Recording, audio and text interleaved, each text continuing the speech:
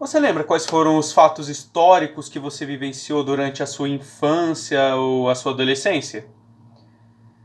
Tá. Imagina assim, o que você estava fazendo durante o 11 de setembro? Durante a guerra do Iraque, você gostava de alguém? Você lembra quem? Não. Deixa eu pensar. Para quem é mais velho do que eu, quem era o seu professor de matemática quando o Ayrton Senna morreu?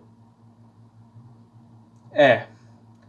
A gente, durante a nossa infância, a gente vive acontecimentos que ficam para a história, mas a gente não lembra, porque a gente era criança. E quando criança, a gente tinha preocupação de criança. Mas conforme a gente cresce, a gente acaba se lembrando daquilo e entendendo o peso que tinha. Se você criou algum tipo de interesse pelo que eu acabei de falar, então eu muito indico que você leia isso aqui: Uma Vida Chinesa e O Árabe do Futuro. São duas séries de graphic novels que são, eu acredito que sejam pseudo autobiografias em quadrinhos.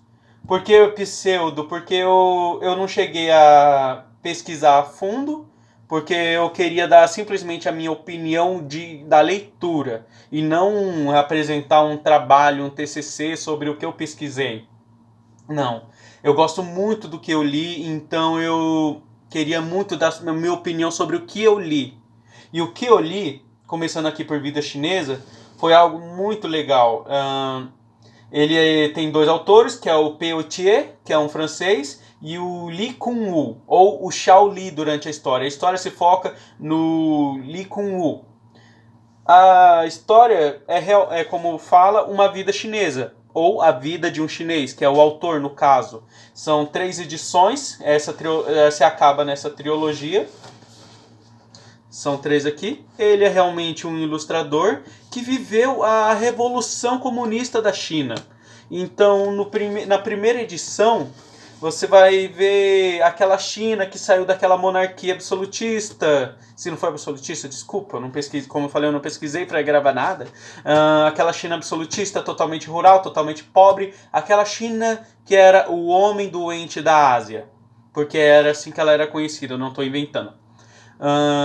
Na primeira edição você vê como os chineses que estavam tentando com todas as forças se desvincular daquela imagem que eles tinham antigamente e criar uma nova China, uma nova imagem.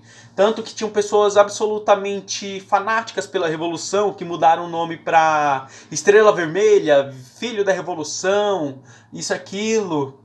E na terceira edição as pessoas já estão que se passa mais perto dos dias atuais, então elas já adotaram muito aquele discurso do pouco importa a cor do gato se ele caça os ratos. É uma história muito boa mesmo. Se você gosta de história da China ou simplesmente quer ler algo interessante, eu muito indico, porque é uma história que sim vai te prender. A arte, por mais que eu gostei, eu não achei ela tão boa em algumas partes. Não que eu seja um crítico, eu entenda, mas simplesmente não me agradou. Mas mesmo assim conseguiu me prender. Não é ruim, eu gostei. Eu indico Uma Vida Chinesa. E o outro é uma história que ainda não acabou. Aqui no Brasil saiu até a 4ª edição. E na França, eu acredito que é o país de origem, já saiu a edição número 5, que é O Árabe do Futuro, escrito pelo Riad Sattouf. O que acontece? No Árabe do Futuro, a gente vê um menino que nasceu na França, filho de uma mãe europeia e um pai árabe, com um doutorado em História, que ele sai da Europa e acaba passando por vários países do Oriente Médio. Arábia Saudita... Não, a Arábia Saudita é mais no final. Ele vai indo, uma juventude no Oriente Médio, e ele dá as datas. A primeira edição vai de 78 a 84. É muito interessante como ele começa aqui pela Líbia. É muito interessante esse quadrinho, por quê? Porque ele coloca totalmente a visão dele criança. Todas as reações dele de criança o que você esperaria de uma criança, como ela vê. Por exemplo, aqui na Líbia, era totalmente racionada a comida. Tinha um dia só para os homens e outro dia só para as mulheres poderem ir pegar comida. E como tinham dias que eles só conseguiram, por exemplo, aqui uma bandeja de ovos, um suco-tangue, um pão e banana. E o Riad, ele achava incrível porque ele amava a banana. Então, para que esse era o dia mais feliz da vida dele, sendo que o pai e a mãe dele se preocupavam muito com isso.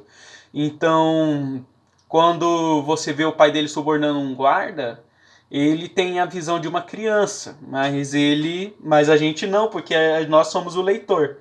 Quando o pai dele convence ele a fazer uma circuncisão por questões religiosas que o pai dele dá pra ver que ele não apoia, dá pra ver que o pai dele no fundo não é religioso, mas ele tem uma culpa religiosa que o deixa preso nessa religião. E é muito interessante, eu amo. O Árabe do Futuro é o meu favorito, porque além dele ser maior, eu gosto muito do traço. É um traço muito simples, não é nada elaborado, mas é algo muito gostoso de ver, é algo muito gostoso de ler. E fora que acontece muita coisa diferente. Por exemplo, aqui as crianças atropelaram um monte de sapo e enfileiraram os sapos no pneu da bicicleta. Muita coisa que foge ao nosso imaginário. E são vários países, são várias culturas, e ele vai amadurecendo com o passar da série. O primeiro, como eu falei, começa em 78 e a edição 4 acaba em 92. Ainda tem a quinta edição para sair no Brasil, não saiu ainda, eu estou gravando isso aqui em maio, maio de 2021. Ainda não saiu a edição 5 aqui no Brasil. E eu amo. Que nem eu disse, eu acabei falando lá na banca onde eu compro. Se você for aqui de Campo Grande, Mato Grosso do Sul, é a Banca Elite, na rua Maracaju, de frente ao Mercado Oeste. Esse é um tipo de quadrinho, esse e Uma Vida Chinesa, é um tipo de quadrinho que você vai ler com o celular na mão.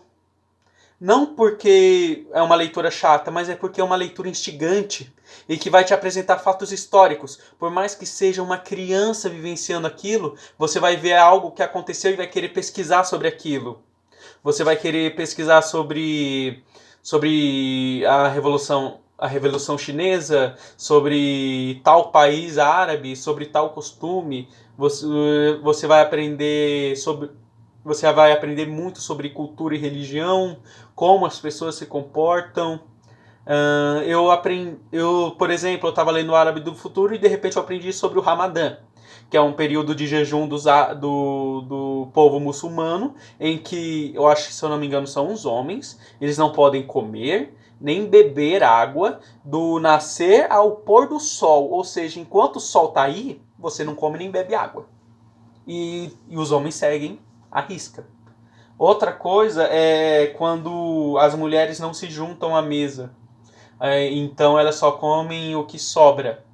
Como os tios do Riad, o tio paterno dele, ele fica com vergonha, ele fica encabulado e não encara a mãe ocidental dele, a cunhada ocidental, porque ela tem os cabelos soltos. E aquilo é uma indecência. Esse cara em 2021 é... Então é isso, é algo que você vai ler, vai aprender muito e vai querer pesquisar sobre mais. Eu ainda estou esperando a quinta edição de O Árabe do Futuro e já terminei Uma Vida Chinesa. É bonito acima de tudo, é instigante, curioso e é um prazer ler isso. Muito obrigado, tchau, tchau.